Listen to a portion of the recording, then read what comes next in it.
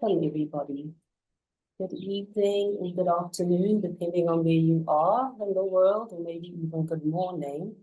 For those of you who don't know me, my name is Marsha Harvey Saxon, and I am the founder and creative director of Southnord, which is a platform based in Stockholm, Sweden, but we work throughout the Nordics. And our main mission is to make space for Black and Afro-Nordic artists. And we try to do that in different ways. One of the main ways we do that is by having a big art fest. We had our very first one in 2023, and we're going to follow up with one in 2026 in Helsinki. So keep your eyes out for that. Today, we are going to meet some very exciting art spaces and representatives of exciting art spaces on the African continent. And the reason we wanted to do this webinar series, which we hope will continue to grow, this is the first of many. The reason we wanted to do this is because we have decided as Southnord to invest money in sending an artist or a curator to Lukac and hopefully to other spaces as our budget grows. We feel that is important. And this residency program that we want to start is focused, like I said, on our focus group, which is Black and Afro-diasporic artists situated in the Nordics. And we feel that's important to keep an open dialogue with the continent and for artists to create in another environment and see things from another perspective. So this is why we really wanted to do this. And just a little bit of housekeeping before I introduce our panelists for this evening. We're recording, so if you don't want to be part of our recording, you can switch your your camera off. We will be taking questions, so if you come up with any question during the course of the talk, write it in the chat, and then we will read the questions at the end. Please also indicate if it's directed to a specific space or if it's for the whole panel in general. Each panelist will talk for about 20 minutes, and then we'll have a 20-minute group discussion with the panelists, and then we'll open up for the Q&A. But keep your questions flowing, and my colleague Georgette will read them when we get to that section. Yes, without further ado, let me do some introductions. I am right now in Lusaka, actually. So I'm at Lukac myself. I've been here just over a month. Kind of checking out the place, vetting everything, but also trying to work on my own work and doing some research. And I love what I see, so I'm really excited to be embarking on this journey together with Victor and his team. So I want to read something very short about Lukac, so you have an idea, but Victor will, of course, go into more detail about that. So Lukac is a hub for decolonization, fostering formal and informal artistic research and experimentation to challenge dominant narratives and interrogate shared histories. Its mission is to shape equitable, self-aware human development and promote knowledge production relevant to Zambia and beyond, while embracing the hybridity of migration, immigration, and globalization. And a few words about the founder, Victor Telekesha. He is a Zambian artist working between Oslo and Lusaka. He is a co-founder of the Livingston Office for Contemporary Art, and he has received notable fellowships like the Smithsonian Artists Research Fellowship and the Ford Fellowship. Victor's work have been featured in major exhibitions, including the Dakar and Havana Biennales, and is part of renowned museum collections. His art explores identity, conflict, hybridity, challenging prejudice, and fostering dialogue. And before I let Victor talk, I will also take the opportunity to introduce the others. From Raw Material, we're very happy to welcome Philly and Haja. I'll read a little bit about Raw Material first. So Raw Material Company, based in Dakar, is a center for art, knowledge, and society. Founded as a project by Koyo, in 2008, and established as a physical place in 2011, it emerged in response to an urgent need for critical reflection on artistic practice and its relationship with society. While Dakar is celebrated for its biennial and vibrant art scene, there was no dedicated space to exploring art as a generator of knowledge in addressing pressing social issues. And Philly Gueye, I hope I'm not butchering your name, Philly, is a Senegalese American curator and cultural strategist whose works focus on the exploration of Black identities, diasporic narratives, and the process of cultural preservation. She is based in Dakar and serves as a program curator at Raw Material Company. The curatorial practice is centered on research-based storytelling and accompanying artists through exhibitions, research, and discourse with a focus on artistic practices engaged with themes of identity, belonging, and social cultural critique. Haja Fanta is a curator and writer and researcher with a diverse and international practice, dividing her time between London and West Africa. She collaborates with artists, organizations, and institutions to deliver visual art exhibitions, projects, and programs.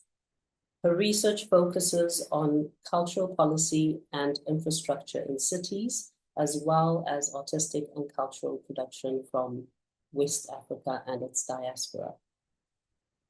And last but not least, I have the pleasure of introducing Bichwa Bondo from Kin Art Studio,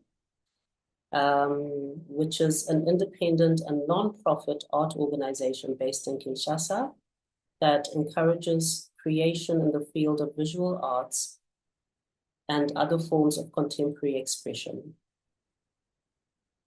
The organization promotes exchanges with other artists and artistic initiatives around the world by strengthening the capacities of young Congolese artists and by professionalizing artistic practice. So, represented by the founder and founder and executive artistic director, we have Bichwa Wilambwe Bondo, who is a visual artist and a curator, and also is the founder of the Congo Biennial in Kinshasa, a former student of École des Beaux-Arts of Kinshasa. He has studied visual arts at the École Supérieure des Arts Décoratifs in Strasbourg and at the Rijksakademie van Beeldende, these names, in Amsterdam. He has been commissioned in numerous exhibitions in Kinshasa and abroad, and his work has been exhibited internationally in Africa, Europe, and India. A very warm welcome to all the panelists, and a very warm welcome to our audience who's joining us from both Africa and the Nordics. So I was thinking that, Victor, I will share your presentation so you can tell us a little bit more in depth about Lukak, the place that I'm currently at. So I hope everybody can see the presentation. Oh, you're muted. You're muted, Victor. You're muted. Victor? There we go. There we go. All right. Hi, everybody, and good to meet you all. My apologies, my voice is a little bit hoarse today. Uh, can you all hear me? Yes. All right, Yes, yes. cool. Thanks a lot. And so, as you heard from the introduction, the brief introduction that Masha made of myself, you would realize that my practice and things I'm mostly interested in seem to align with the mission of the Lusaka Contemporary Art Center. So basically, the center, in many ways, is like an extended practice of my artistic extended practice into an institution when certain ideas cannot be contained within material, then you have to explore them in ideas, and ideas usually are better explored in institutions. And that's how the Lusaka Contemporary Arts Center came to be. I, a short story about it. I was visiting actually one of my colleagues. He was in residency, I think, at the same time as Victoire in the Netherlands at the Rijks Academy. And we began conversing on what we were going to do when we get back home, because we explored the world. We said, when we're done with education, what are we going to do home? And in 2002, kind of one jots, almost joking, half serious in the diary that these are my potential future dreams.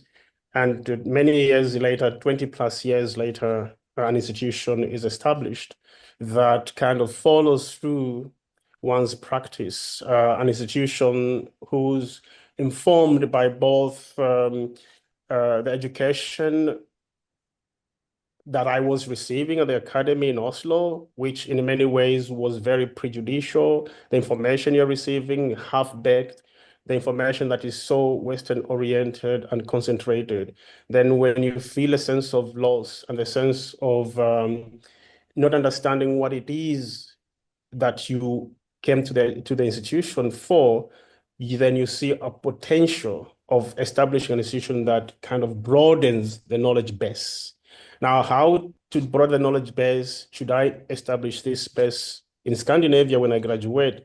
No, I have to do this back where I'm coming from. So there is those many threads that kind of informs the need that was to become the Lusaka Contemporary Arts Center, and to understand what its role would be when established in Zambia. What role would this institution take?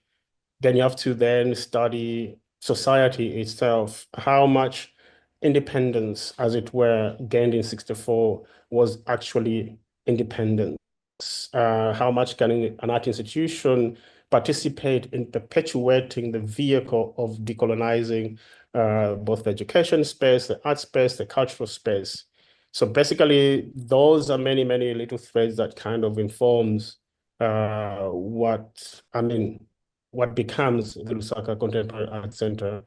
We are an independent institution, and we are not funded by the state, of course. I don't think the kind of work we do would run very well, but we're led to be ourselves, to act as we please within the confines of the law.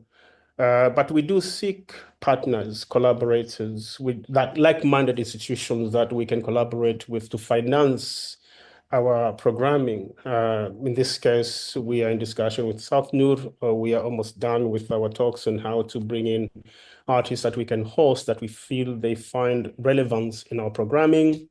We are working with other partners across Norway, mainly in Oslo, Praxis Oslo, the Office for Contemporary Art Norway. And we pride very much on that independence because we feel that our efficiency to kind of make an impact, or our efficiency to be true to ourselves, to drive the agenda that we really, really seek. Any interference with our independence, then we kind of water down that which we try to achieve, both here in Zambia and abroad, and with the projects that we do here. We can move to the next slide, Marsha. Or yeah, there we go. So the Lusaka Contemporary Art Center started out first with an advisory board 2 years before we officially opened in 2023 January. And this advisory board was in many ways, when you're starting at an institution, you play it safe. You first run around among colleagues and friends closer to you, or people that you've heard of things they've done that you think they could add value and they would support your ideas. So I formulated a board of about 16 people. It's a huge number of people, but that was very strategic in many ways, because after a few years, you realize there are a few people that remain true to what they signed up for, and some just fall off without even giving them a jot. And so we've now realized that of the 16, maybe only like 6 people are really, really adding relevant value to the institution: 2 lawyers, an economist, a literature doctor, a curator, 2 curators. And then you trim down things from that end. But when we opened, we realized that we needed staff. I did not have money to pay for a huge group of employees. So we were very, very strategic when we started. So there was only one person who was directly employed by the Lusaka Contemporary Art Center, financed by the Lusaka Contemporary Art Center's budget. But when we built small departments, when we established small departments, education department, outreach department, and all that, we then sent out just an open call to the communities here in Lusaka, and people responded. We had students, new graduates, and people working different departments or private institutions that had a passion to contribute their resource, personal human resource, knowledge, to managing the institution. So like Margaret, Monica Reinin from Norway, a curator, and the team that you see above, several of them are just interns and volunteers. We only have one fully paid by the institutions, but some of them are paid through the projects that we undertake. We are currently running a very important exhibition retrospective on Martin Peary. So the team does morph in many ways, but I can see a lot of futures among these young people that you see in the image that will continue to work with us, because when people catch on to what you are really up for, they tend to stay. They tend to find their niche within the institution. So basically, as small the infrastructure we have here may be, the team will continue growing because people are finding reason to continue to operate within the umbrella of this institution. Yeah, so that's a little bit about the team we keep building as an art center. And just a little bit, just in case my audio is not good enough, we put down this small PowerPoint just to give you a little bit of what really goes on here, what we stand for, and a little bit of infrastructure that is on this property. So as I said earlier on, we are a private nonprofit, public-facing artistic research facility. There's a background to that. I mean, to remain private, but also to insist on the idea of research, because art production in Zambia has, in many ways, is one lopsided, as it were. Art production in Zambia is very much about majority of art production in Zambia is about having a very good craft.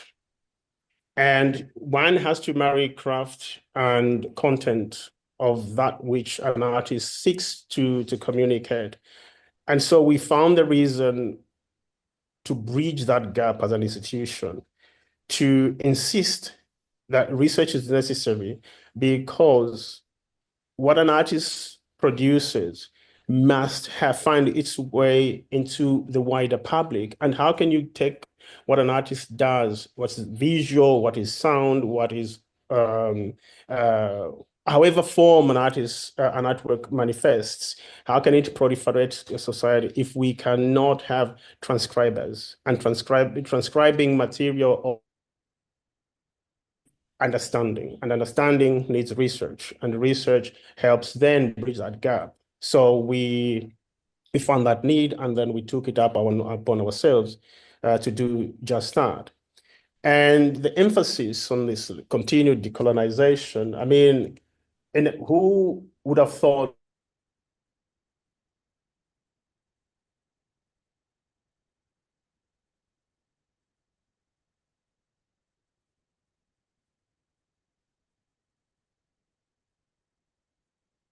of colonizing did not stop when we got independence, because institutions remained as such, education institutions, all kinds of institutions, hierarchies, as it were, remained colonized. So that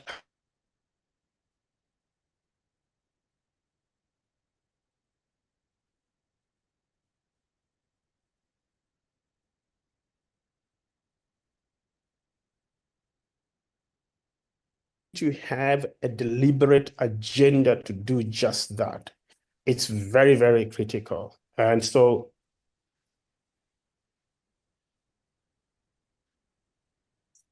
all right, are we good?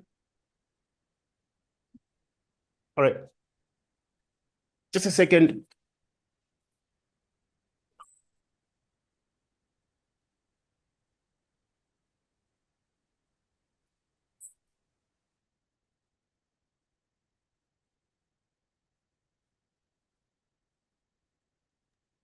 So we're just changing positions because of the Wi-Fi. Bear with us. Let's see if you're back soon, Victor.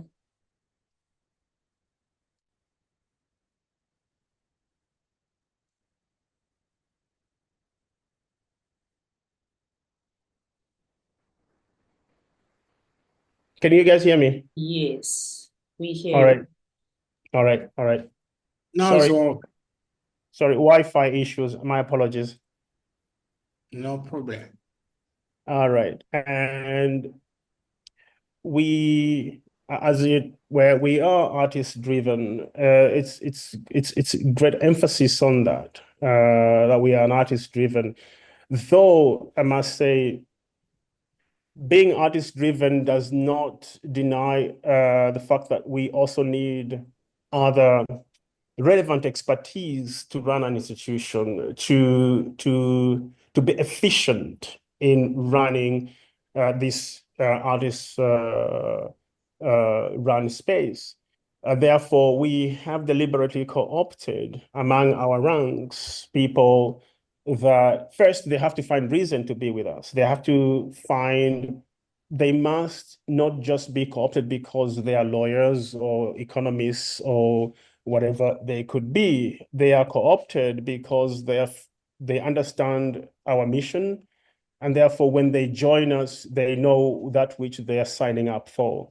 As I mentioned earlier, that my board is comprised of economists, curators, bankers, and most of them, the active ones, are mostly Zambians.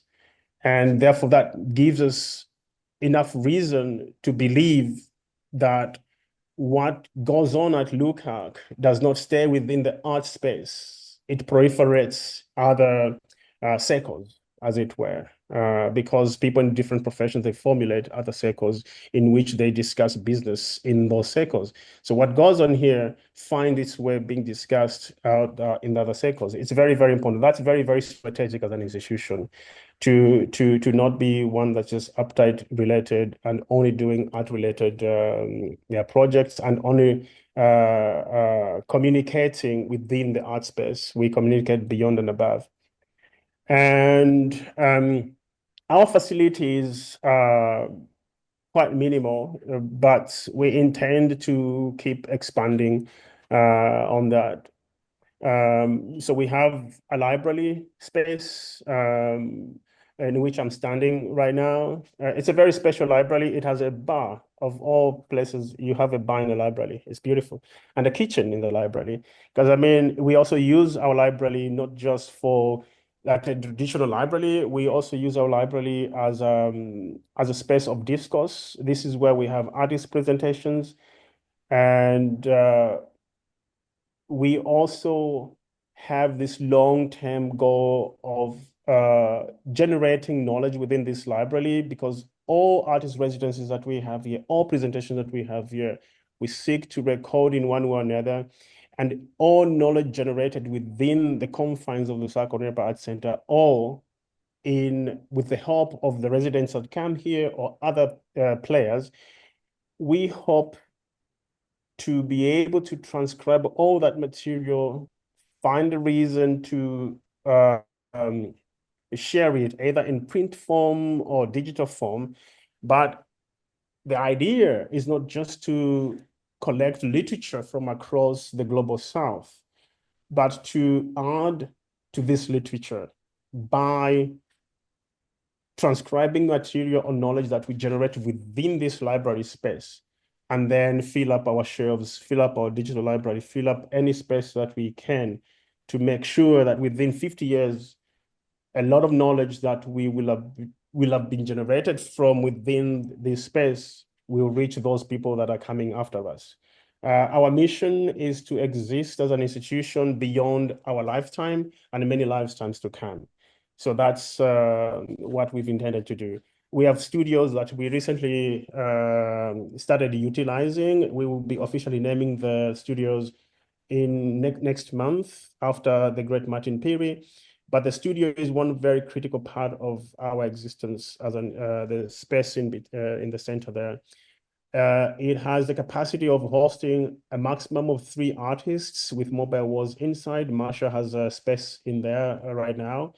But we will, for now, only be having only 2 artists in residency because we do have only 2 accommodation for now, professional accommodation for artists. Our gallery is on 2 floors.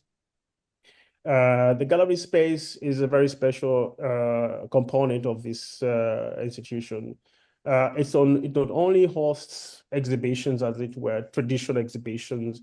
We also use it as a space for discourse as well and presentations when we have larger crowds.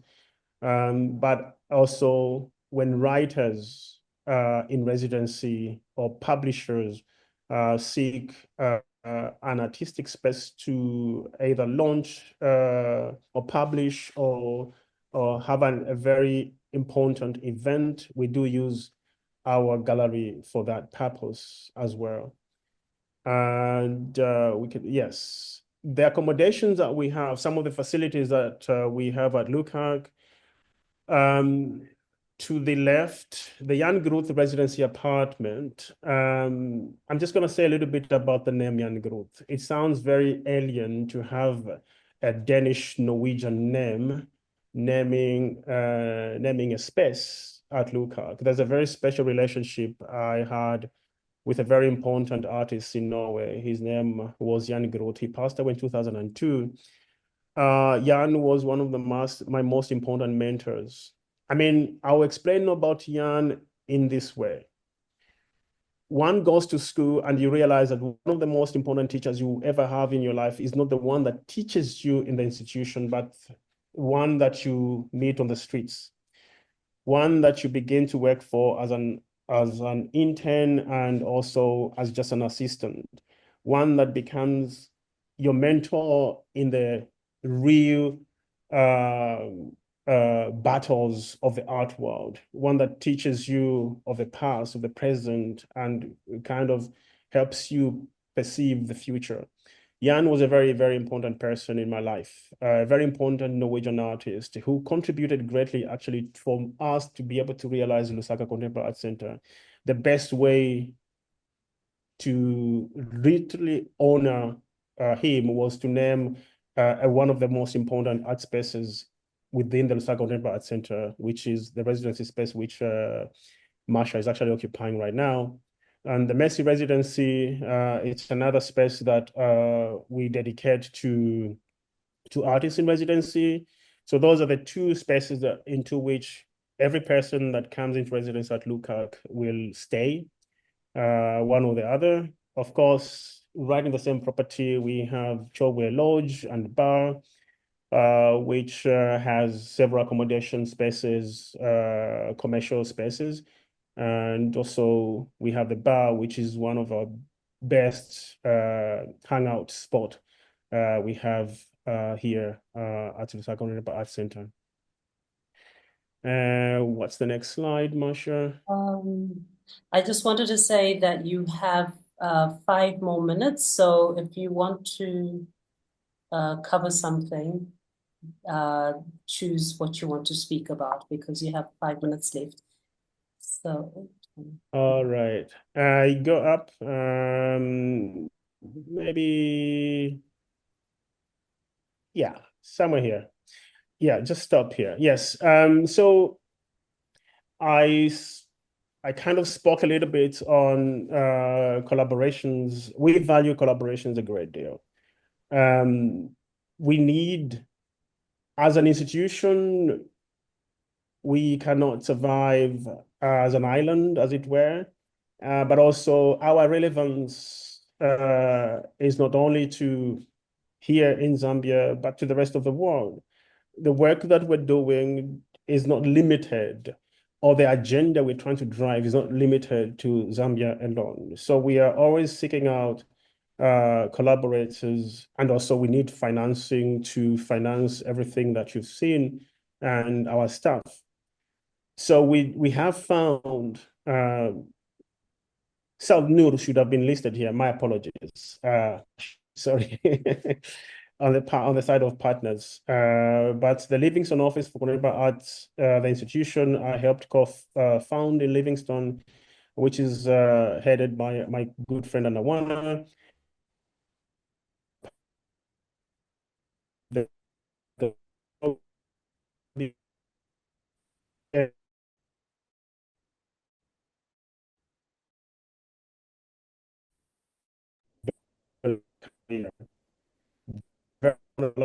vowels. We are currently co-hosting Martin Perry retrospective exhibition. The archive exhibition at the Heritage Gallery, the main body of Martin Perry's work is here at LUCAC. Sustaining the Otherwise is another project that we are collaborating with. The Office for Contemporary Art Norway, we have signed currently a 3-year, what's this? A 3-year deal to finance resident artists here at LUCAC, mostly from Norway, but not limited to either one ethnic group or just Norwegians. Any artist with some connections to Norway would apply for that residency and be in residency here. The first batch of artists that came into residency, actually, we had a Brazilian artist financed by the same project. We had French, Algerian, Hanan in residency. We had Texan, somebody from America, Jessica, is financed by the same project. The next batch of artists, we have a Swedish, we have a Sudanese artist. So it's quite a diverse bunch of artists that are financed by this project. And soon We also work to send Zambian creatives out into the world. I hope soon we'll be able to send people to Raw Material. I love Raw Material, one of the most important institutions that have inspired us. And so we had Rudolf sent to Oslo with another collaborative project with Praxis Oslo.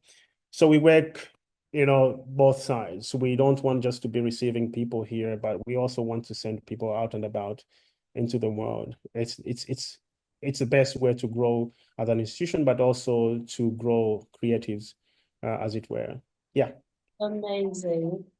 Thank you so much, Victor. Here are some details so you can get in touch, or you can go via our webpage where we have linked to LUCAC. And if you are interested in applying for the residency space we are planning to finance, then please go into our website and read the requirements. Thank you. Let's see, I'll stop sharing so that we can welcome Raw Material Company. And now if I can be smart enough to share your presentation. Let's see. Jerejef. We end up at the end? Wait, I think I have to... Sorry, I think we ended up at the end. Let me just fix that quickly. So I don't spoil, no spoilers.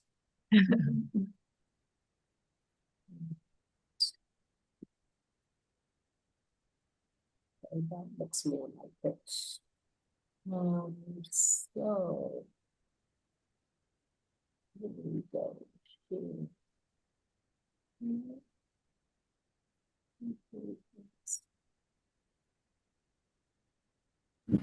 Sorry, Marsha, before you go ahead, we have a quick question for Victor. Victor, okay, let's take that now since we...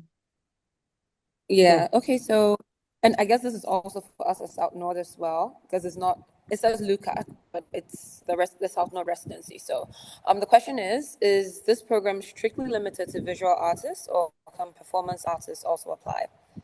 Not at all. It's not restricted to visual artists. So LUCAC's residency program is open to all creatives, literally all creatives. It is also actually open to cultural workers in arts institutions and museums. It's open to writers. It's an open space to all creatives. Simple reason. Lusaka or Zambia has, as much, you have to look hard, but sometimes you have to look not so hard. There is something you can get out of here, but we also need other knowledges. So the talks and the presentations and the projects that our people are working on, they'll always find an audience, but also they'll always find inspiration. So there are very, very few art spaces in Zambia. And therefore, we've taken up that responsibility to open ourselves up to everybody, all creatives. And I can just add to that Southnord is a platform focused on visual arts, but we do find that the visual art field is very expanded. So performance art and different ways of activating space and body are very much interesting for us. So definitely we look forward to applications from embodied artists, I would say. And there was something else I wanted to add that has slipped now. It'll come back to me and I'll tell you. But I think now I am able to share.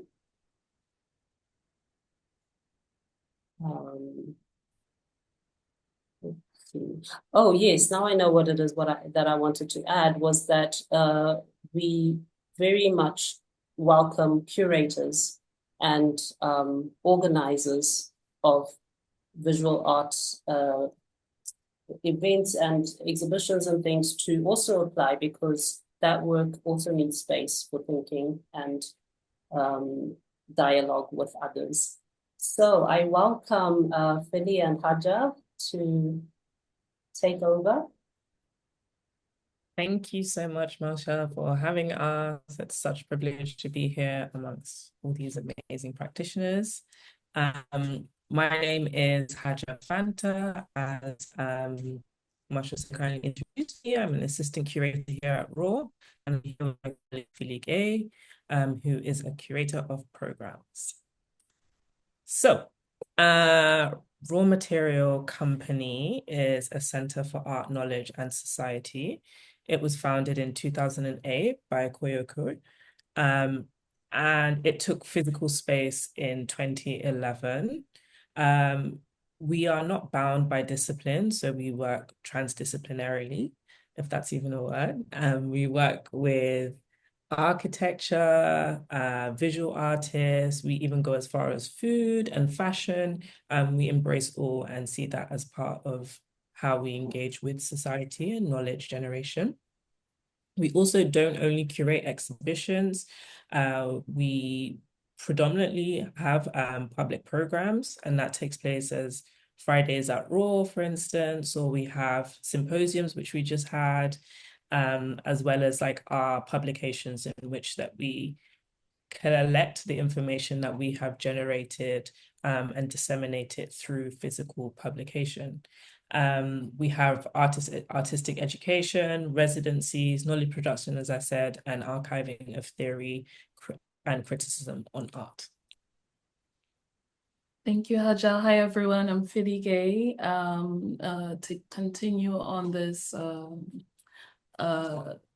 background in RAW, we have to be able to start with RAW Base, which is the heart of RAW, and it is the library and the resource center that has 3,400 resources from books, sounds, films, newspapers, archives that have been through the collection of Koyoko as a starter, but also based on donations that the community was able to bring in.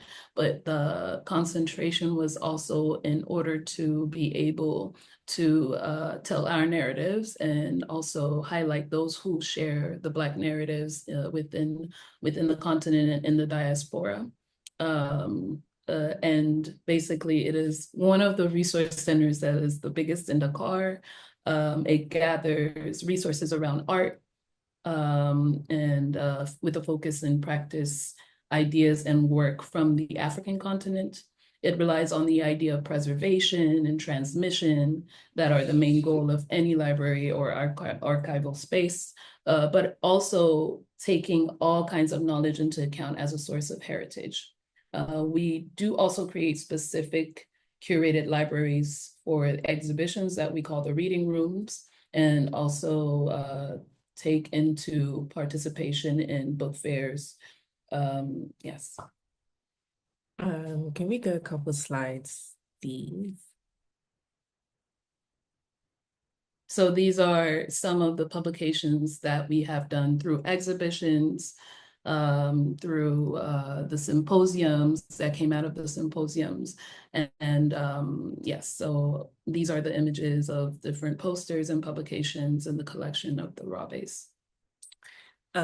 Yes, so before we go into kind of how this manifests physically, and I'd like to talk about kind of what is at the heart of RAW and how we work, which we call the RAW way, which is broken down into different points. So I'd like to start with initially cura, which is the care of artists. That's central to what we do. Having artists in our space, we walk alongside them in their research, in their production. This is a space to really generate and expand their practice, and it's also a learning experience for us. So at the center of that is care. Family, kind of tying into care, is also essential for us. We operate here as a family. There are two of us in front of you right now, but RAW is a bigger production, whether it's our immediate family or our extended family. We work collectively. We have, I don't know, some people might know our raw lunches are kind of famous actually. And we eat together every day, kind of keeping this ethos of family. Another critical part is contextualization. So we are in Dakar, and we bring artists from all over, but what we really try to do is embed their research into the local context.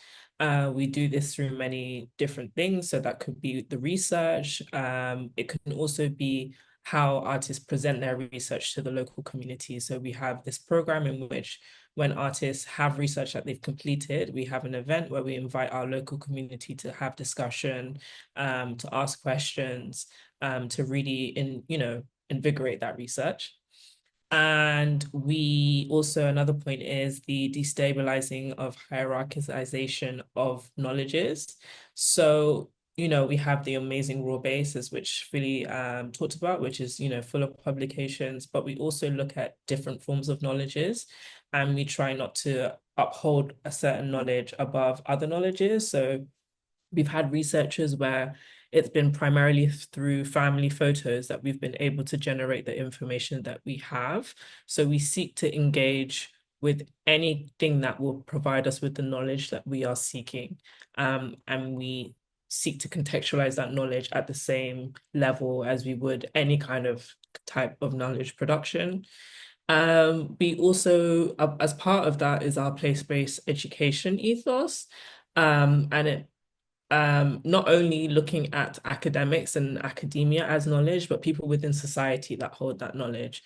And for instance, archives, as we've seen over the last couple of years, have really become quite critical in how, particularly on the continent, we understand ourselves and our histories and stories. So again, that has become quite critical for our own development as well as the artists that we have alongside us. And again, as I said, this knowledge and kind of like all of this ethos manifests physically through our Raw Academy, which is where we invite fellows, our Raw Residency Programme, our public programs, and our publications. Thank you. And that leads us into, we can go back a few slides in terms of the Raw Residency.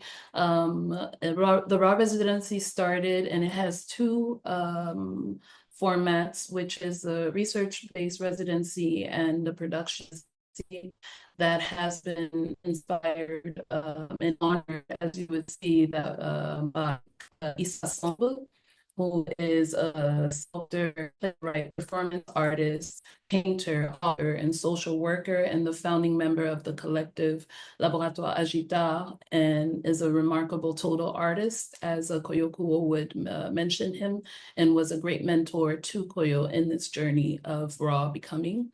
And so our residency space, which is 15 minutes away from here, where we're located, the main headquarters is the residency house that is named after Issa Somb, Issa.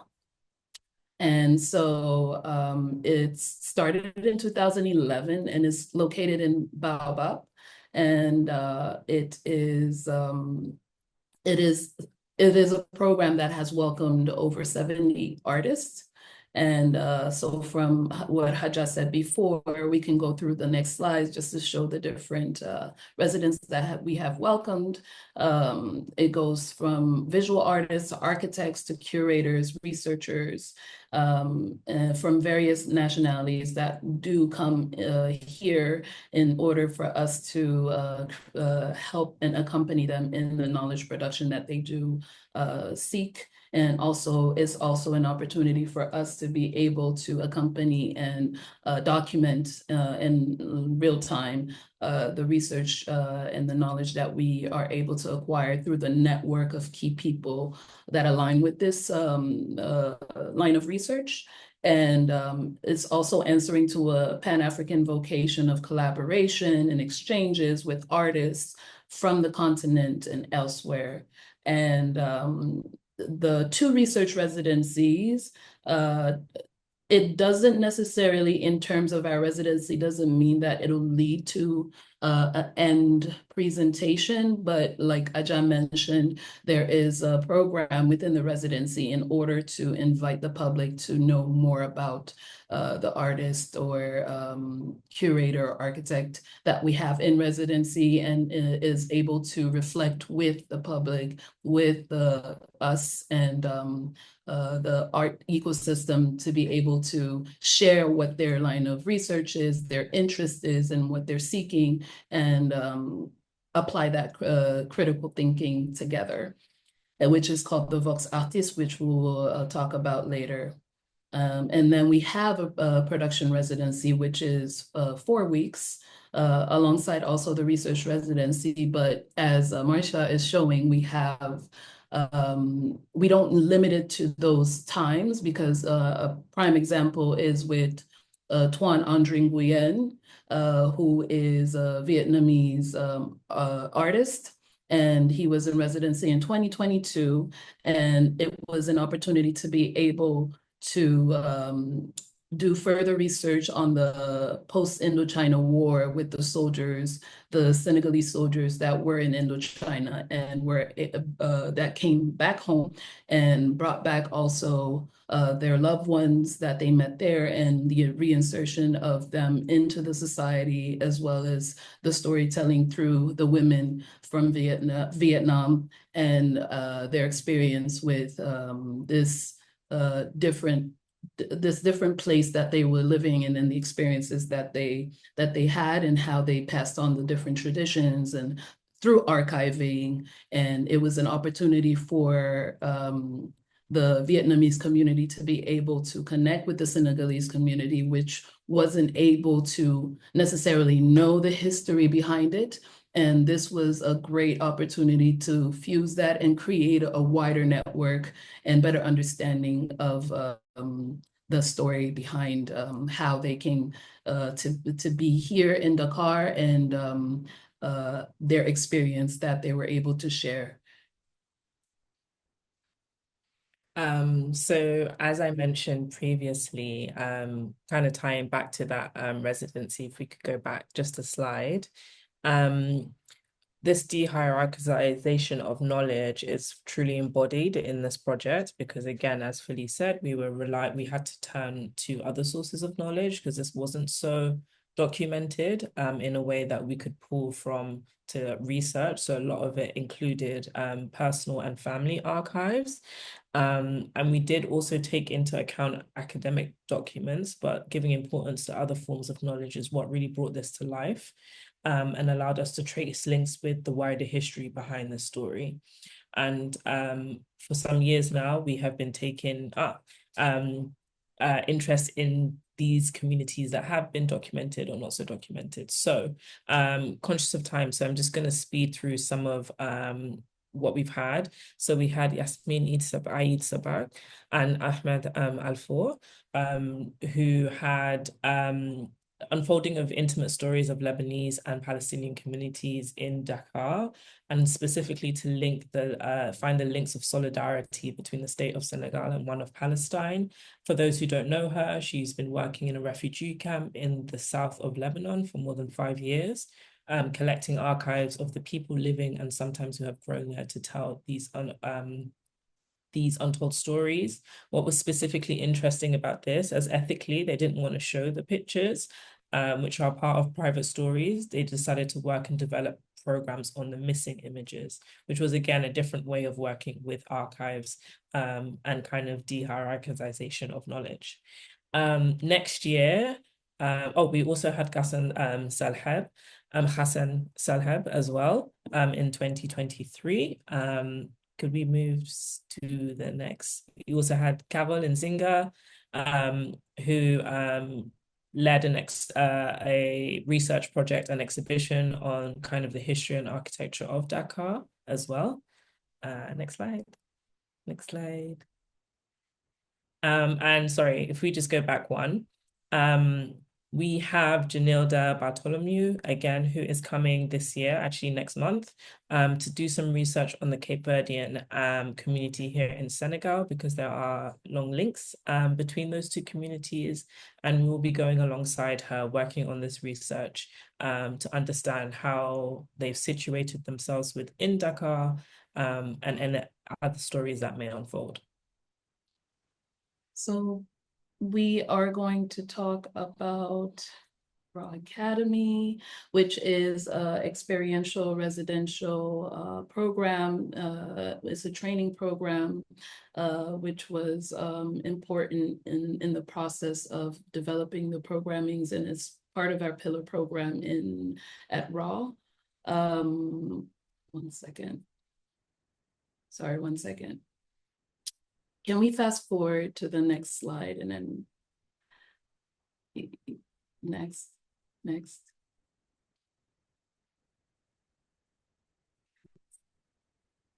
So our public programs, before we get into the Raw Academy, is we have public programs that we call Fridays at Raw, and are also a way to anchor and weave our practice with the community and specifically younger generations. We are devoted to our context. All we do is related to our context, informed by our context, thought from and for our context. So in order to get an agency on the discourse, which is projected on us. So for these public programs, we collaborate with practitioners from the ecosystem. One of the programs is Citéologie, which provides a space to raise awareness about the current state of architecture and urban planning policies of African cities. The argument revives the argumentative and contradictory debate around prevalent issues in our daily lives. We are, of course, addressing the actual complexity of the political situation in relations to our fathers' thinkers, but also to the cyclic mechanism of reproduction. We also have the Vox Artis, which also is inserted into the Raw residency for an opportunity for the artists to showcase their work. It is a free space for presentation, discussion, and confrontation of ideas about art, its practice, its production, collection, and criticism analysis. And we also have Raw Cine Club, which is a series of film screenings followed by discussions. And the Cine Club is an opportunity to learn more about Senegal's cinematographic universe and to discuss its future. So this year we have worked with, well, I guess last year we have worked a lot around identity and belonging, and specifically looking at Afro-diasporic identities. So we had Zora Opoku, who was tracing her lineage as a German Ghanaian through textile and archives. And again, similarly with Janilda, we're doing the same thing, maybe not necessarily rooted in the physicality of Dakar, but also from where she is from, which is Rotterdam. And what's really interesting about Janilda's research is that she's looking at Dakar as the 12th island of Cape Verde and Rotterdam as the 11th. So it's kind of this continuation of research that she has been doing for a while. And we really enjoy engaging with research that does take time, that takes different journeys. So a lot of the people we have been in conversation with for a while. So actually Janilda showed films here in Dakar in May. And she'll be back now in February. And if we can go just a few slides back to Raw Academy, it is another format that we can see as a residential program, which is research and study of artistic and curatorial practice and thought. The program usually takes 7 weeks, but can be developed outside the city, such as the one that took place in Douala. That was about public art in public spaces. And the one upcoming this year in June, July, will be taking a different format. So we also adapt based on our context, which is a sense of place, and it'll be for 5 weeks. And usually we have a faculty, lead faculties with a director, depending on the thematic of the academy, where also we do an open call and invite fellows to apply and then shortlist 8 to 10 fellows, and we are able to welcome them. And we organize it usually each year. The rhythm is one session per year, but however, depending on the context here, which sense of place, we had the symposium that is feeding into the module of the academy that we are going to have in June and July. So it has an off the beaten track practice in regard to art, curating, and art criticism. Thank you. If we could just skip forward, sorry, a couple. So these are some of the collaborations we've had. We had one recently in Barcelona. As if we continue, sorry. Production, raw exhibition. So these are some of the exhibitions we've had, as you can see, taking many different kinds of iterations. Also, again, more collaborations, how we've been working with different people. This is Antoine's exhibition, Raw Base again, and yes, our publication. So as I mentioned, publication is a very important part of our practice, and we've developed an innovative publishing practices that explores the intersections between art, culture, and contemporary thought. Through our publications, we highlight emerging and established voices from the African continent and beyond, addressing critical themes and narratives that are often marginalized. Our publications range from exhibitions to exhibition catalogs to essays and monographs, and they reflect our deep commitment to intellectual dialogue, artistic experimentation, and cultural diversity. Each publication is conceived as a tool for reflection, sharing, inviting readers to rethink society, and a space of curation. So you can see here, these are pertaining to different topics. In the top right, we have Hollandaise, which is pertaining to Dutch wax, I believe. We've got Condition Report, which is about, it was a culmination of a symposium that we had that was looking at building art institutions in Africa. And we've got more, again, from exhibitions, as you can see, Twan's exhibition, which we've referenced throughout, as well as symposiums. So breathing out of school, kind of, again, this continuation of knowledge, building on the continent and archiving and pulling out this knowledge and using it in our day-to-day practices. Yes, and with breathing out of school, it was something that arose from the symposium and was able to be created to create Raw Academy. So these are opportunities for thinkers to reflect, come together, and see how to bridge different gaps that we realize. And also for the publications, it is important to be able to document, but also have other thinkers and scholars be able to contribute to the element of the exhibition in terms of aligning different stories that they find is reflective of their practice. So you will see examples of Tuan Andre Nguyen, and we have our beautiful team, Raw, here, which is amazing women, amazing women. And we also have Omar, who's the one man standing with us in order to get this beautiful space and be able to welcome different programs and different people and wonderful people such as Marsha and Victoria and everyone else that do cross our paths. Thank you so much for that amazing presentation. And I think, let me just stop sharing. I don't think I'm exaggerating when I say that Raw Material Company is like a template for any of us with any ambitions of starting an independent space that incorporates all these elements that are so important, because as Victor was talking about, you know, there needs to be thinking and an analyzing and an understanding and a sharing and an archiving, and I think Raw Material Academy does that in such an amazing way, and is such a pillar of inspiration for many of us. I would like to invite Victoire, unless Gigi, I think let's keep questions for the end so that Victoire has a turn to present. And let me see if I'm not going to do the same mistake again with the spoilers. Let's see. Oh, here we go.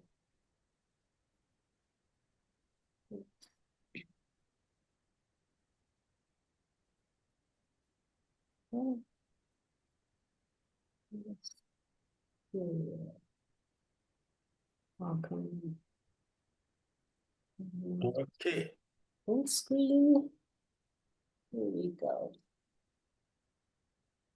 Victoire, take it away.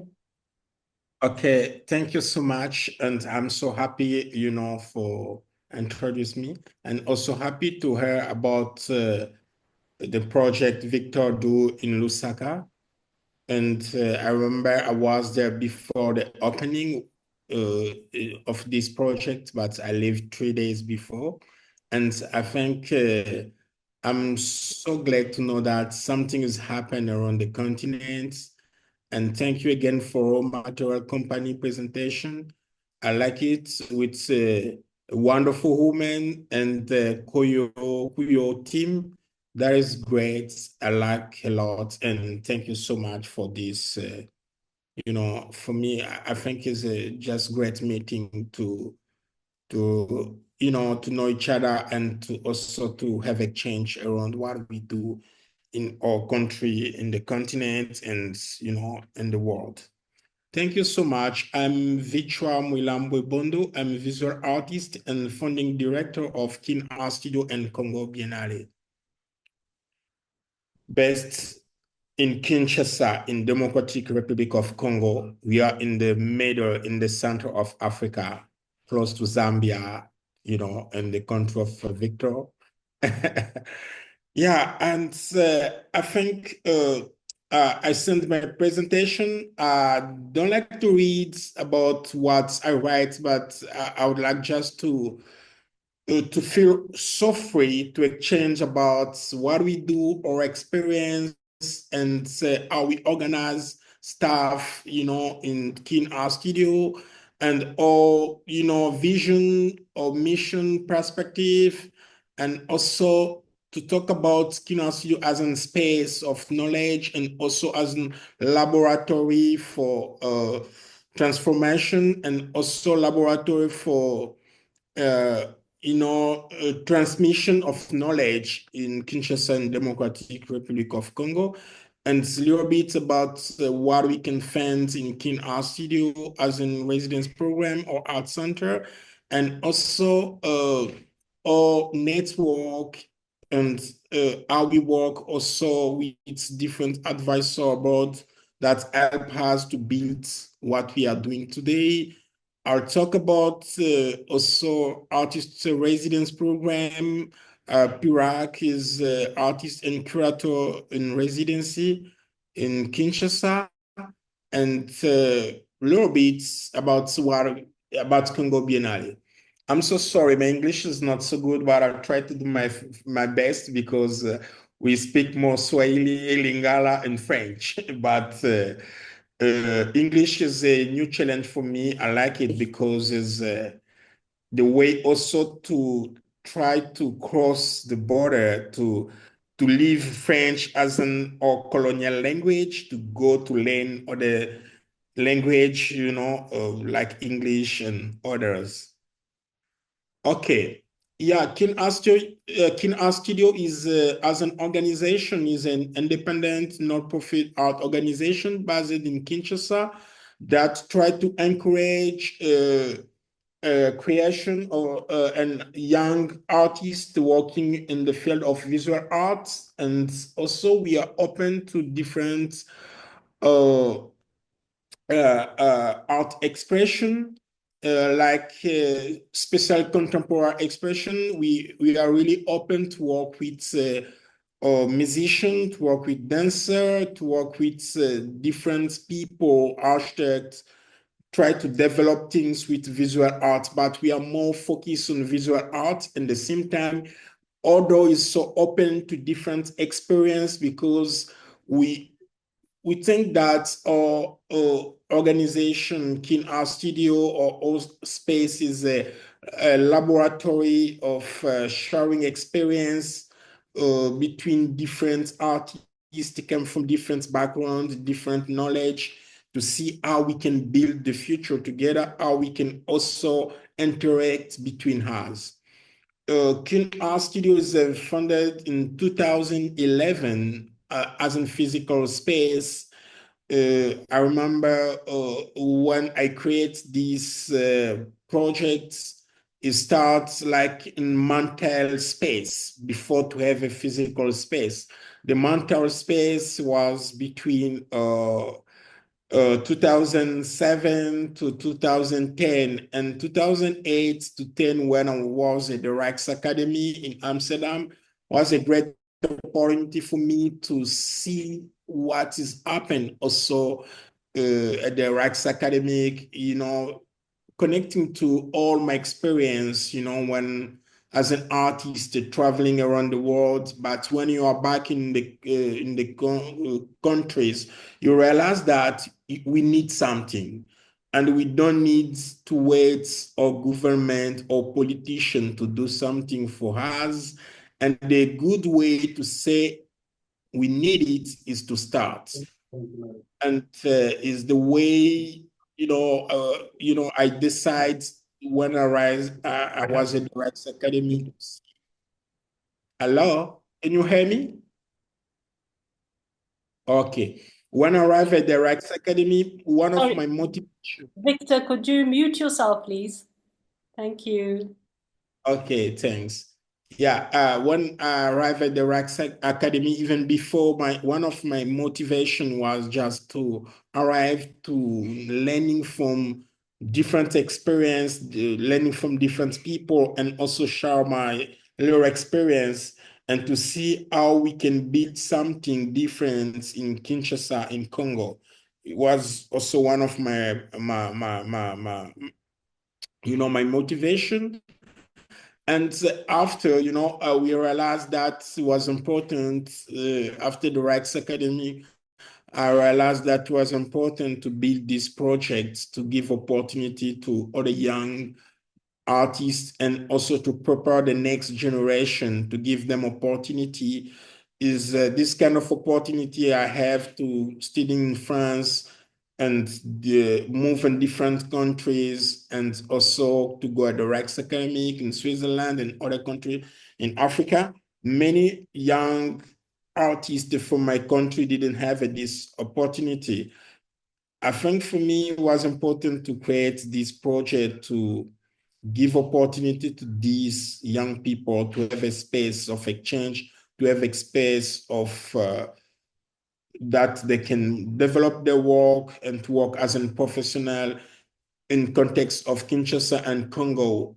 We know that we have a big countries with a lot of population, especially in Kinshasa is a city that we have more than 15 million. Now we have like 18 to 20 million people living in Kinshasa, and the country is so big, but we don't have a lot of initiative. We don't have a lot of space that the artists can, experiment their dream.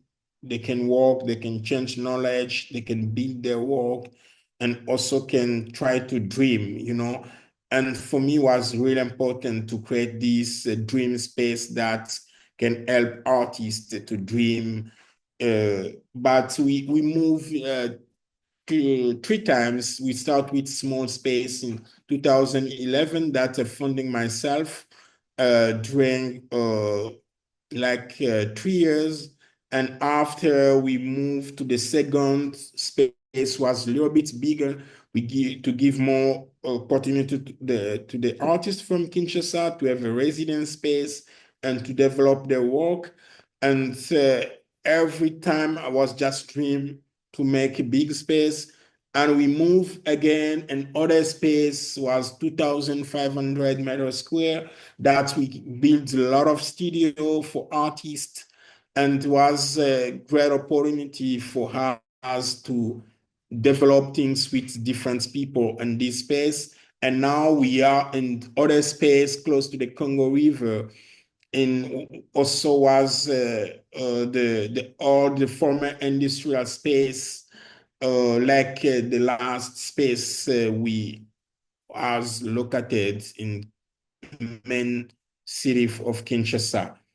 And this is a little bit, talk a little bit about what we do, and also about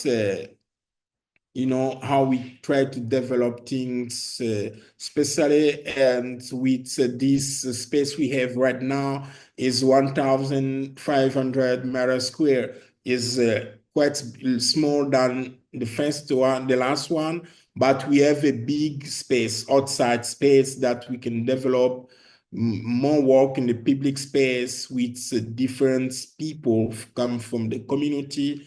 I think this is so important for us to develop things with a community. And we don't have a lot of studio. I decided to have a small studio, but to work more in the public space with community. We have a 5 studio, and we have also some accommodation. We are building a new accommodation for artists who will come in residency, especially the artists who will come before the Biennale and during the Biennale. And we have a space. This one is a space for presentation, that the artists are really free to develop installation, to develop big work, and to feel more comfortable to showcase this work in this space. And these images is some picture we take during the Biennale, because we use also this space for showcase some project during the Congo Biennale. And this space is so open to develop different work and to present different work, from visual art to music, performance, and dance. Is depend to the collaboration we are trying to build with our guests, artists in residence, or curator we invite or we welcome and at Kin Art Studio.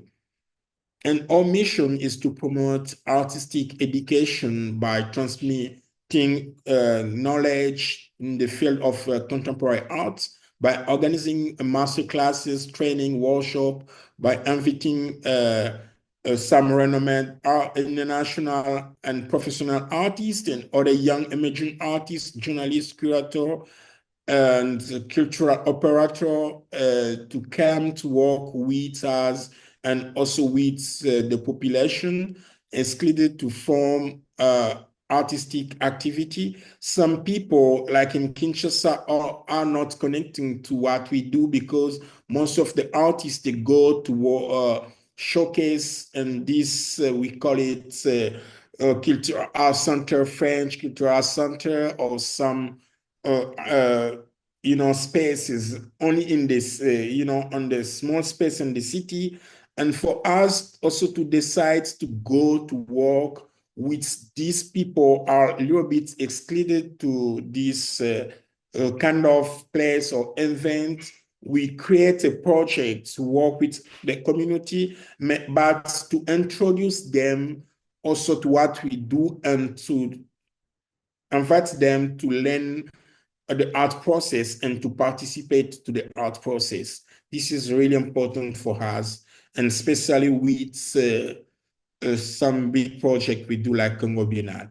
And we develop a project with a community, like I say, but at the same time, we are so open to work with artists from Congo and African artists to initiate a project in Kinshasa, around Congo, or around Africa, in relation with also the world. And we try to create interaction during the residency or during different projects we do with the community. Like right now, we are working with the artists. They came, most of them, they are come from the French, what we call it, they are part of French, like Martinique, Guadeloupe, Guyana, all these places we can find the Black community of artists, the Suriname. We're working with them with the project Nalibanda mean outside to work in public space with community. And we work with them during these 2 years, and we are going in Martinique and Guadeloupe this year also to working with these artists, with their community, to see how to exchange experience. And we will traveling with 5 artists from Congo, from Kinshasa, to go to work on this experience and different city from like in Martinique, Guadeloupe, and also Suriname, French Guiana. Right now, we have in these 4 countries, we're working with them, but also in the United States, we're working with Atlanta. That's we interact already with them now 2 years ago. And we participate also in ecosystem in Congo and Africa to create a cultural creative industry, especially in Kinshasa. And so we are trying to see how we can collaborate with different people in Kinshasa and outside the Congo. But at the same time, we thinking how to create like a zone of cultural industry. And we have realized that during many years, we working with this program in Kina Studio of Artist Residence Program and even our art center. We realized that with artists, they need material, they need a gallery, because Congo in Kinshasa, we don't have a professional gallery.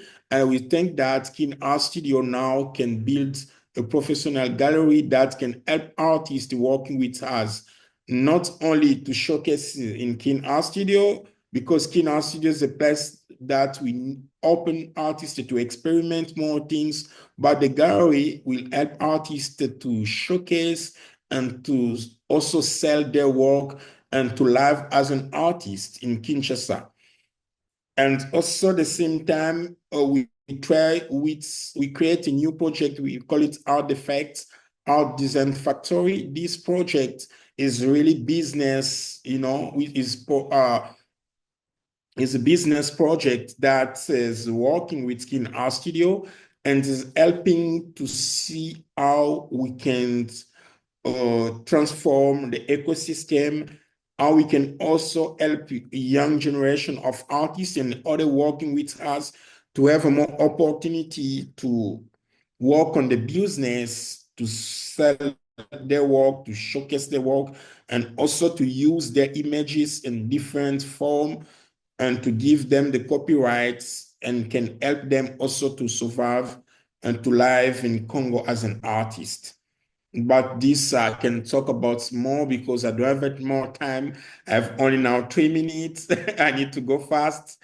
And here, I want to talk a little bit about Kin Art Studio as in space, because I talked already about our missions. And now I think we need to talk about Kin Art Studio as an immersion space, as an space that we can collaborate with artists from different places in the world, from Kinshasa and from also Africa. And we create this program, a residence program in Kinshasa, and the beginning was more focused to work with artists living in Kinshasa. We opened the door for artists living in Congo, and we give them opportunity to come in residence to our incubator program to develop their work. And during 3 years, we follow 3 to 5 years, we follow a group of artists. And now most of them, they are in art scene, the working with a gallery in the United States, in Europe, in Africa. And they help these artists to be free as an artist, to develop their work, to continue to work with the rest of the world, and to live as an artist also, to be more professional. This was also one of our dream, to help artists to be professional in our mission.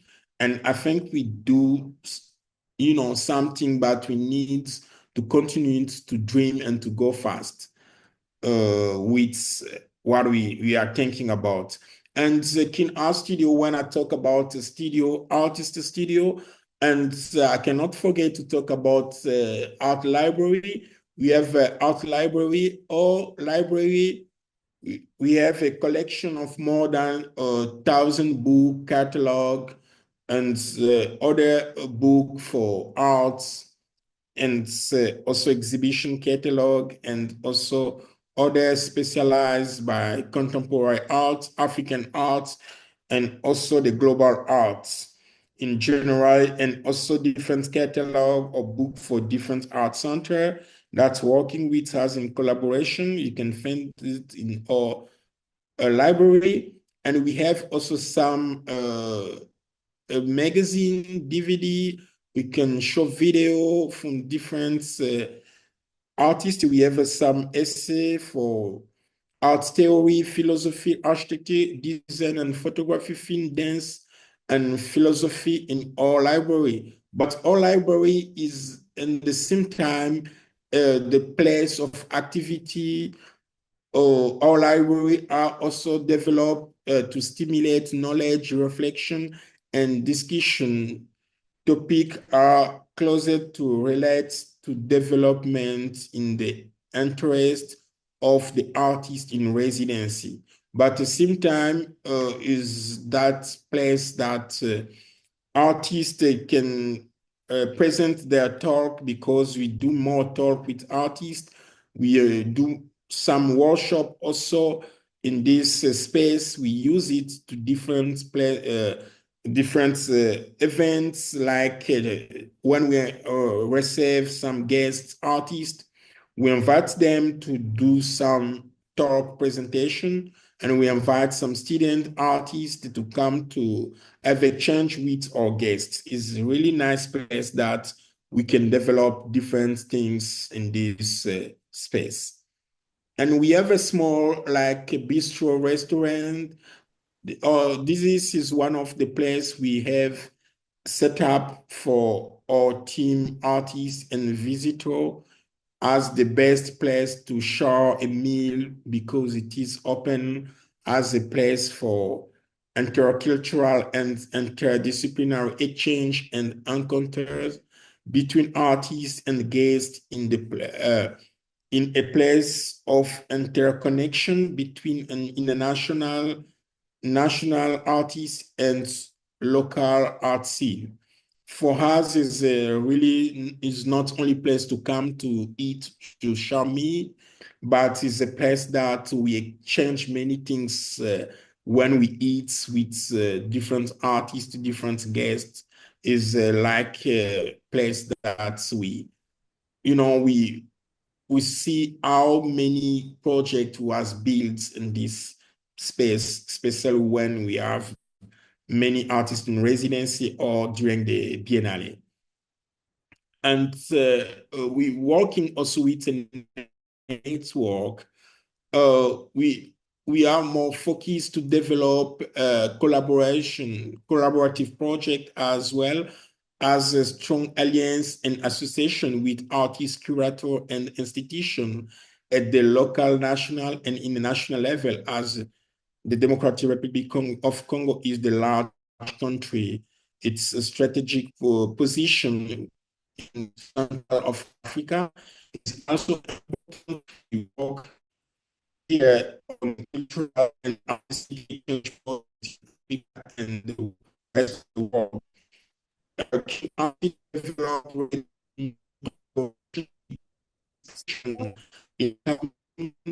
Sorry, Victor, your connection, oh, it could be my connection. is a bit shaky, but I just wanted to say Okay. your time is almost up, so if you could round up so we can take Yes. questions. Yes. Thank you. Okay. Okay. I think, I tried to present a little bit, what we do, and with our residence program is really open to artists and curators to come to apply for residency. Sometimes we invite artists from different places to come to experiment our city in Kinshasa, or reality or context, and to develop their work in Kinshasa.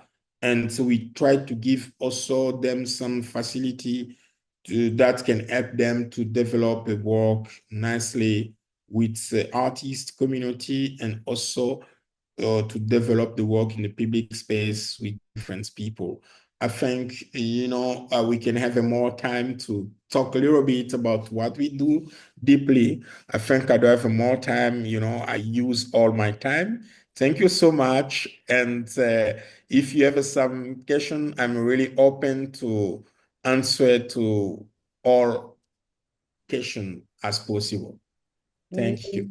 Many thank you, Victoire. Many thanks for that very impressive presentation. And as you were speaking and as everyone was speaking, I was really struck by how these initiatives that we've been talking about today are really the brainchilds of individuals. It's blood, sweat, and tears. It's passion and people taking matters into their own hands, basically, putting their money where their mouth is and just getting on with the business that needs to be done. And what strikes me as well is how community is centered in all these three spaces. How even the visitors, artists and residents who come, they need to be grounded within the community and have dialogue with the community, so you don't come like a little UFO and not interact. So I applaud you all for your extremely hard work. Having started Southnord, I know a little bit about how hard it is, but it's even harder in a setting where you don't have public funding, you don't have maybe even basic infrastructure like electricity. So, Victor has invested in solar, and this is how we're communicating because we have solar energy, but, you can't rely on the infrastructure of our African countries sometimes. Sometimes you have to invest your own money to make things work. So I wanted to ask Gigi if she could read some of the questions in the chat. I see there's some questions in the chat. Yeah, so the first question we have is, when is the Congo Biennale? Yeah, the Congo Biennale is, I don't know if I can answer directly or I need to wait. No, you can go ahead. Yeah, the Congo Biennale, the next Congo Biennale is in next year in July. Not next year, this year. We are already in 2025. Is this year in July is we are working with Simo Janmi as an artistic director. Now we are just challenging to secure the Biennale. This is our last month that we need to know that all funding is okay and we can start publish everything.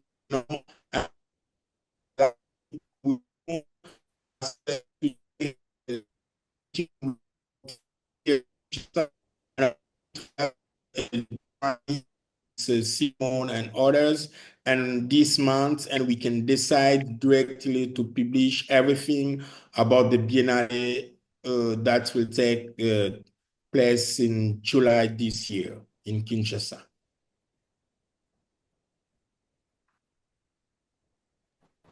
Great, thank you, Victoire. Our next question is for Raw, and it's, how often do you have residencies and what's the minimum stay? Hello? Yes, hello? Can you hear me? Yeah. Yeah, now I hear you. Okay, I said that's a great answer. Thank you very much. And our next question is for the RAW team. It's how often do you have residencies and what's the minimum stay? The minimum? Oh, that's Victor, this question is for RAW. It's for RAW. We are asking how often, yes, how often they have residencies and what their minimum stay is.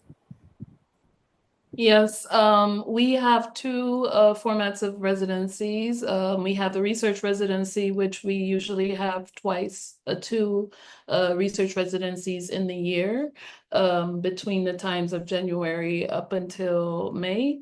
And then later on, we have the production residency, and each of these residencies are 4 weeks. However, the examples that we showed, such as Tuan Andrew Nguyen, these residencies went from 4 weeks to 4 years.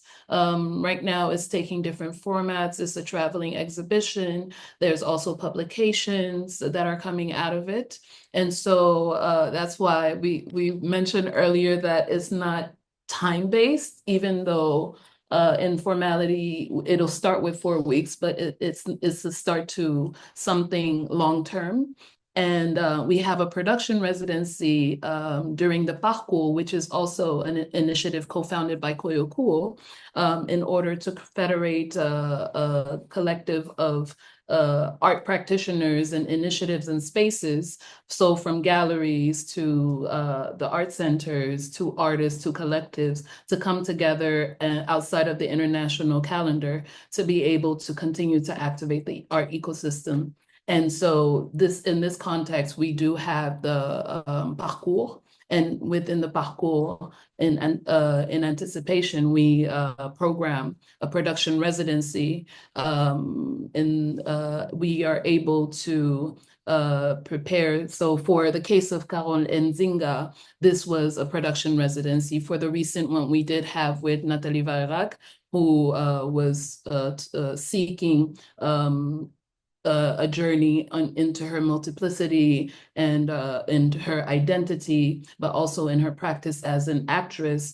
We were able to accompany her, but this is a project that has been developing within 2 years, and we're able to accompany this thought process. And then initially when she came in October and November, which went into 8 weeks, was a possibility to be able to produce all the different elements that she brought in, introduce her to key people within the network of her research with the West Indies community here, and also the links and the historical aspects of Pondicherry, India, with Senegal, through the influence of the French colonial presence. So this was also another part of us to be able to dive deeper within her different journeys that she took, and which the last trip was here at RAW, for us to be able to unpack and present it through an exhibition. But it could also continue on to different exhibitions that travels. It can turn into a publication. It can turn into any different format that we collectively come together and think about. I'd like to pose the same question to Victoire. How does an artist or a researcher apply for residency at Kin Art Studio, and how often do you receive people?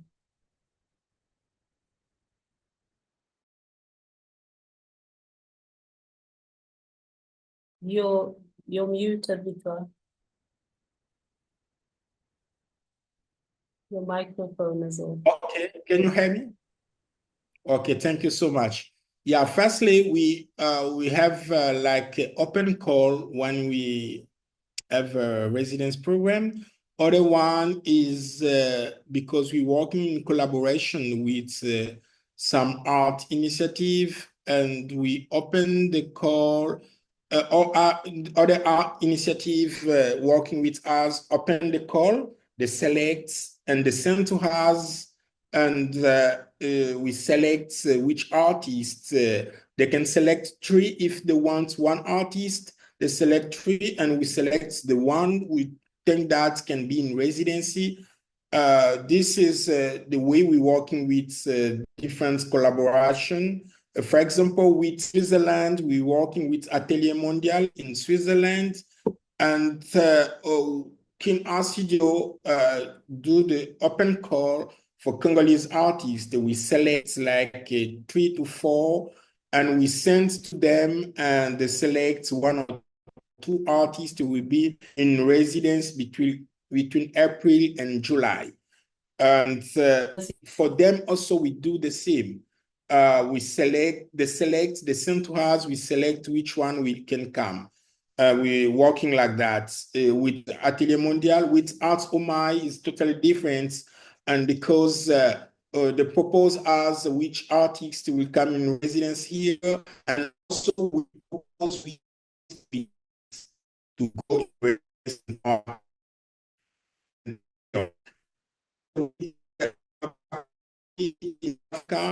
was just the select, and we select also. It depends to also with our partners are we working together, but we have only one that is open to everybody can apply, and we know that we have a funding for that, and we select with some or advisor abroad, and which artist can be in residence, which one the application is the best for our program, or also to experiment the context of Kinshasa.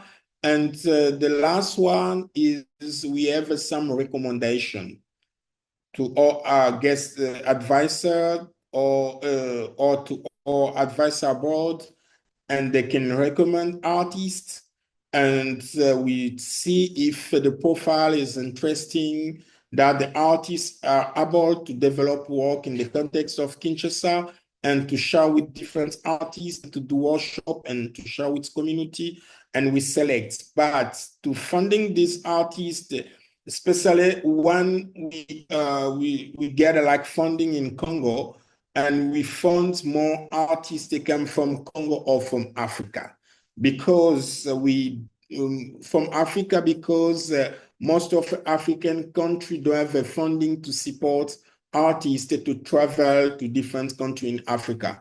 Most of artists have opportunities, artists based, even Black African artists or European artists based in Europe or America, they have more opportunity to send the application for funding to come in residency.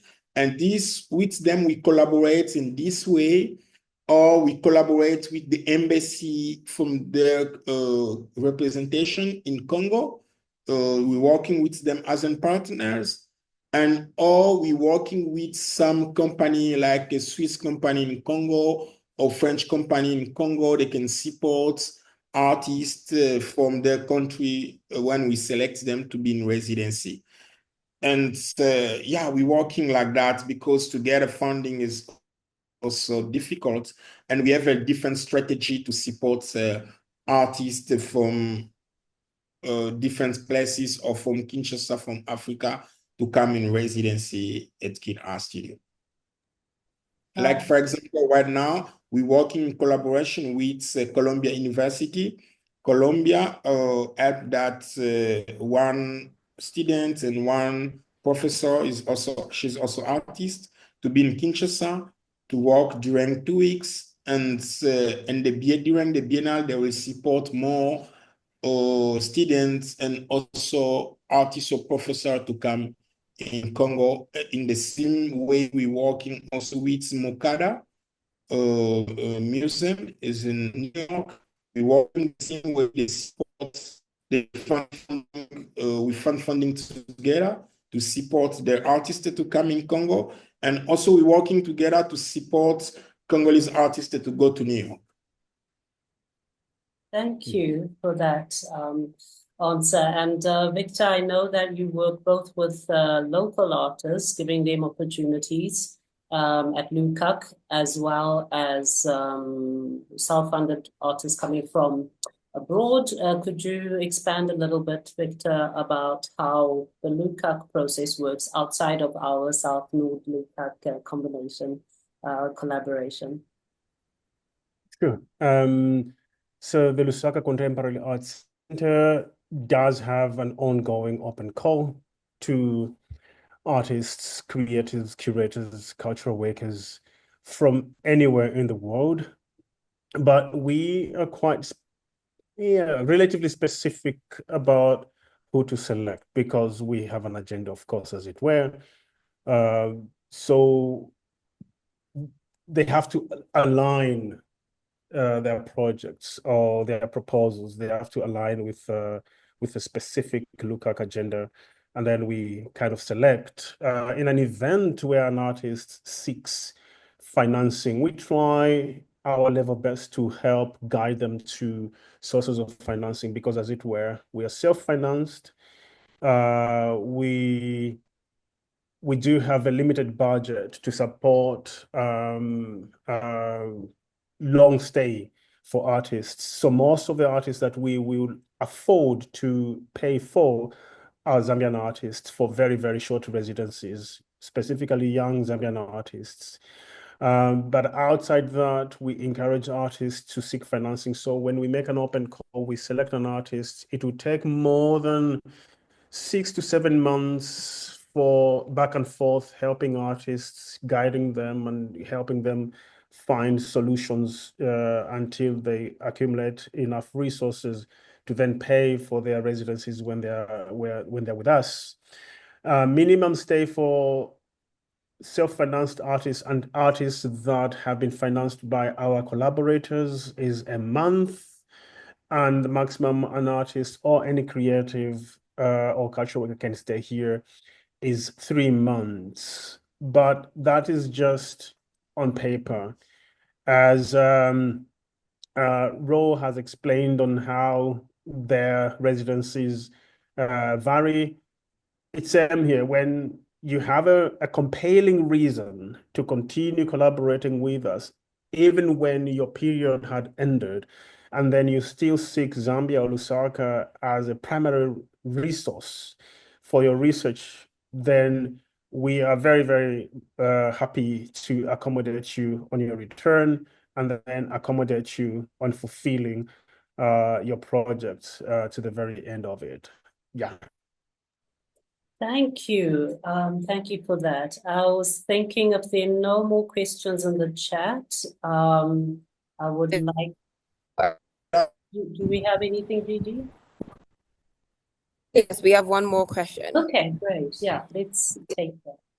So this one is for Raw and for Kin Art Studio. And the question is, for Anglophone speakers, how often do you receive English-speaking artists to Senegal and DRC?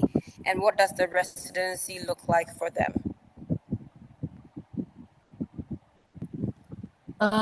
So we are always navigating through the language and based on where the artist or art practitioner is coming from. Even within our programs and within our residencies, you would see that there's this articulation throughout the language in terms of it being French and English implicated, as we have throughout the years, the 15 years, continued to have welcomed English speakers and French speakers. So it's not depending primarily on the language for us to be able to welcome, but it's the other way around. It's based on their practice and their interest and us being able to accompany. Of course, there's a minimum requirement of at least having some form of minimum formality of French, but it's not something that is determining your contribution within collaborating with us. And so yeah, I don't know, Haja, do you want to add anything else? But yeah, so even within our symposiums, we had a mix of Lusophone, Anglophone, French-speaking participants. And we always take this into consideration and do the translation in real time in order to make sure everybody feels implicated in the process. And I think also just to add on what Philly said is that we are alongside the artists during the residency period. So, you know, it's kind of like a collaborative effort. And I guess we are there to fill in the gaps where the artists may not be able to.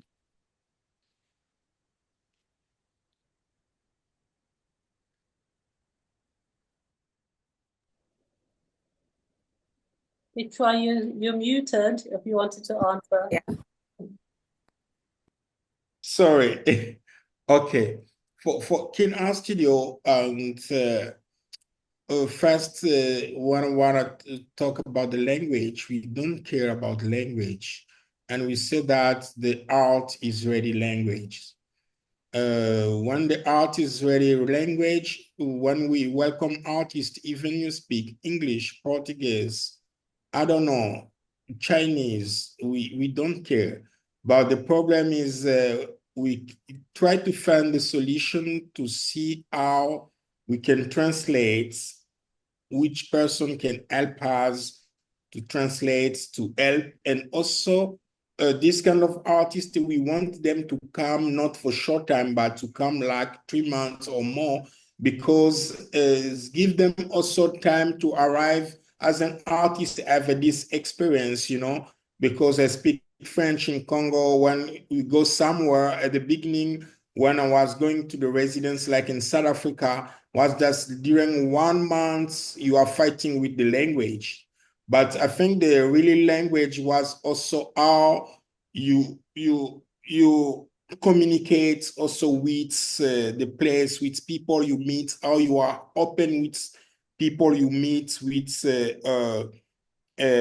community, and this can help you also a lot. Is also the advice we give artists, you know, when they come, they need to feel really open. We introduce them to the city, to the local artists, to the food, to many things, to the music.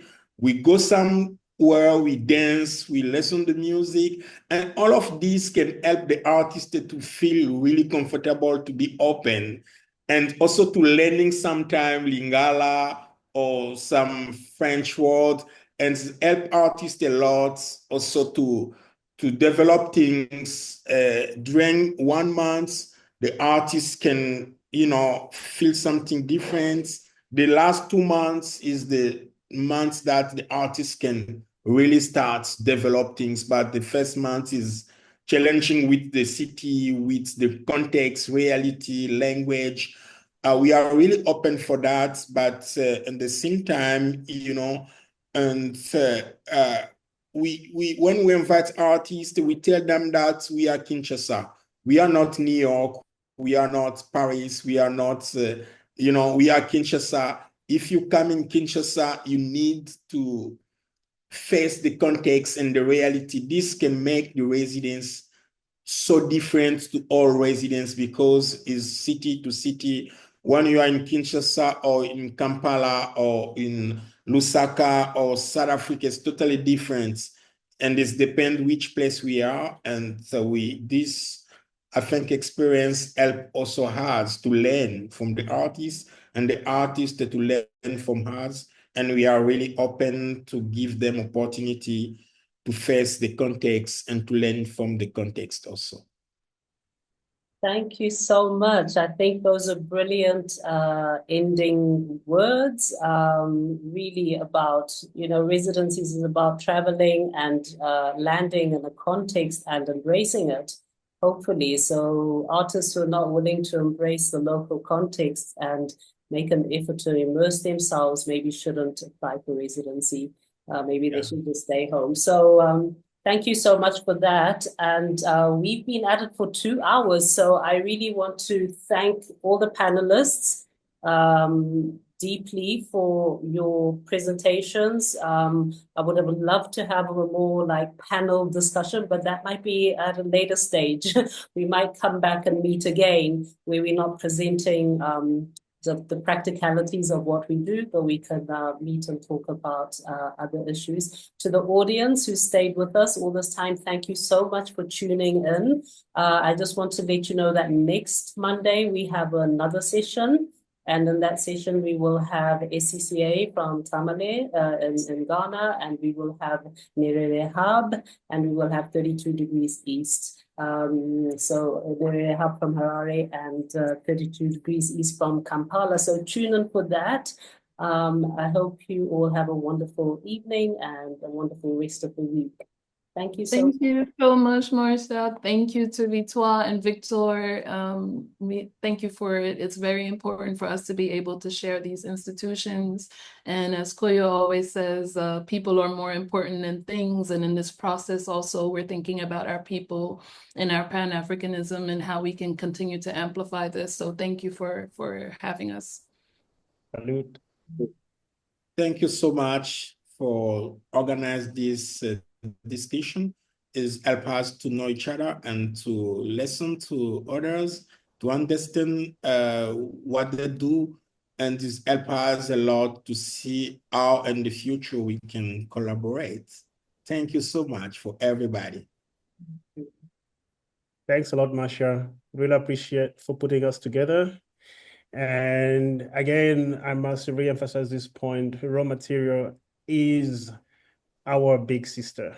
We've been learning a lot in the last 15 years. We've observed, we've admired, and then we've copied the good stuff to implement out here. Thanks a lot. Thank you, everyone. Bye-bye. Bye, guys.